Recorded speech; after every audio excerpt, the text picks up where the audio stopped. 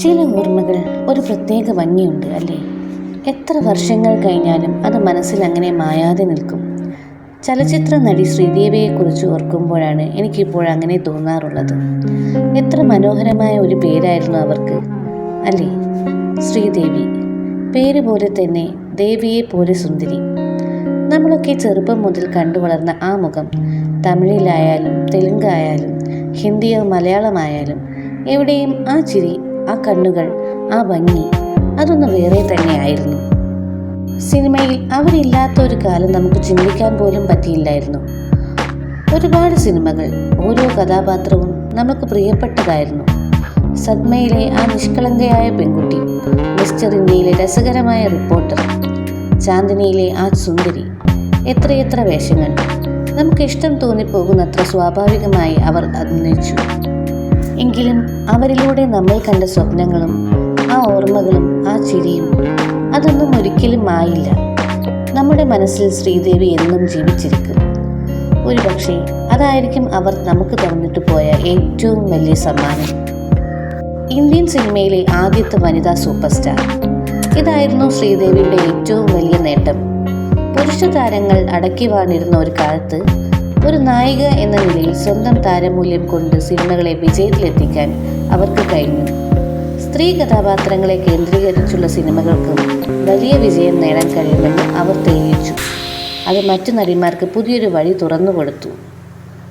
ഒരു ഭാഷയിലോ 2 ഭാഷകളിലോ മാത്രം തിളങ്ങിയ നടിമാരിൽ നിന്ന് വ്യത്യസ്തമായി തമിഴ്, തെലുങ്ക്, ഹിന്ദി, മലയാളം, കന്നഡ എന്നീ 5 ഭാഷകളിലും ശ്രീദേവി തൻ്റേതായ ഇടം കണ്ടെത്തി.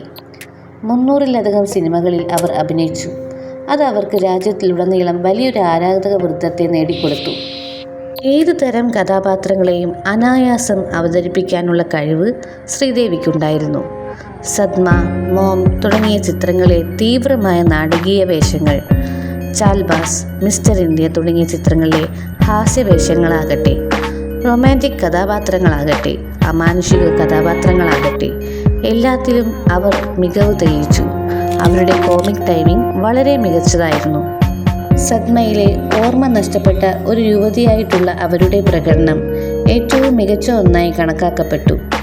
മിസ്റ്റർ ഇന്ത്യയിലെ പത്രപ്രവർത്തകയായിട്ടുള്ള കോമിക് വേഷം, പ്രത്യേകിച്ച് ഹവ ഹവായി എന്ന ഗാനത്തിലെ പ്രകടനവും ചാർലി ചാപ്ലിൻ്റെ അനുകരണവും ഐക്കോണിക്കായി മാറി.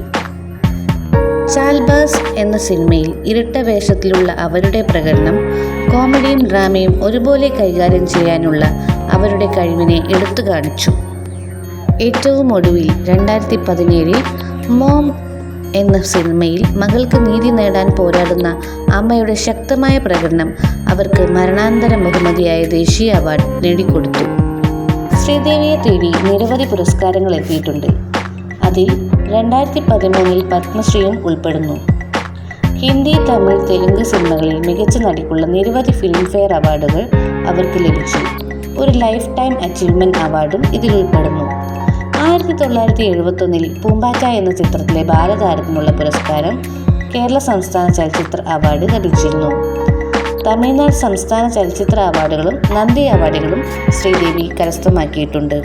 2013 ഇന്ത്യൻ സിനിമയുടെ 100-ാം വാർഷികത്തോടനുബന്ധിച്ച് CNN IBN നടത്തിയ ദേശീയ അഭിപ്രായ സർവേയിൽ ശ്രീദേവി ഇന്ത്യയുടെ 100 വർഷത്തെ സിനിമാ ചരിത്രത്തിലെ ഏറ്റവും മികച്ച നടി എന്ന നേട്ടം കൈവരിച്ചിരുന്നു. തൻ്റെ കരിയറിൻ്റെ ഉന്നതയിൽ ഇന്ത്യൻ സിനിമയിൽ ഏറ്റവും കൂടുതൽ പ്രതിഫലം വാങ്ങിയ നടിമാരിൽ ഒരാളായിരുന്നു ശ്രീദേവി. ഇത് ഒരു നടിക്ക് വലിയൊരു നേട്ടമായിരുന്നു.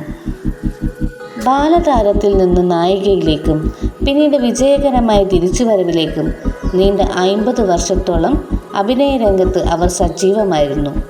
അവരുടെ ഓർമ്മകളും പ്രകടനങ്ങളും ഇന്നും സിനിമാ ലോകത്ത് നിലനിൽക്കുന്നു.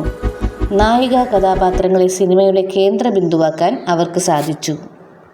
പക്ഷേ ആ സന്തോഷങ്ങളെല്ലാം അധികകാലം നിന്നില്ല. അതൊരു ഞെട്ടലായിരുന്നു. ആരും വിശ്വസിച്ചില്ല. 2018 ഫെബ്രുവരി 24 ദുബായിലെ ജുമൈറ എമിറേറ്റ് ടവേഴ്സ് ഹോട്ടലിൽ വെച്ച് ഒരു കുടുംബ വിവാഹത്തിൽ പങ്കെടുക്കാൻ പോയതായിരുന്നു ശ്രീദേവി. എന്നാൽ അന്ന് രാവിലെ കേട്ട വാർത്ത ശ്രീദേവി മരിച്ചു. ഹൃദയാഘാതമാണെന്ന് ആദ്യമൊക്കെ പറഞ്ഞു. എന്നാൽ പിന്നീട് ദുബായ് പോലീസിൻ്റെ ഫോറൻസിക് റിപ്പോർട്ട് പുറത്തു വന്നപ്പോൾ മരണകാരണം ബാത്ത് ടബിൽ അബോധാവസ്ഥയിൽ മുങ്ങി മരിച്ചതാണെന്നാണ് സ്ഥിരീകരിച്ചത്. ആർക്കും വിശ്വസിക്കാൻ പറ്റിയില്ല. ഒരുപാട് ചോദ്യങ്ങൾ, സംശയങ്ങൾ. എങ്ങനെ ഒരാൾക്ക് അങ്ങനെ സംഭവിക്കും? നമുക്കിപ്പോഴും അതിൻ്റെ ഉത്തരം കിട്ടിയിട്ടില്ല. എന്നാൽ ചിലപ്പോൾ നമ്മൾ ശ്രദ്ധിക്കാതെ പോകുന്ന ചില കാര്യങ്ങളുണ്ടാകും. അവർ ഒരുപാട് ഡയറ്റുകളൊക്കെ എടുക്കുമായിരുന്നു എന്ന് കേട്ടിട്ടുണ്ട്. മെലിഞ്ഞിരിക്കാൻ വേണ്ടി ഒരുപാട് കഷ്ടപ്പെട്ടിട്ടുണ്ട്. കുറഞ്ഞ രക്തസമ്മർദ്ദം കാരണം ചിലപ്പോഴൊക്കെ ബോധം മറഞ്ഞിരുന്നതായും റിപ്പോർട്ടുകളുണ്ട്.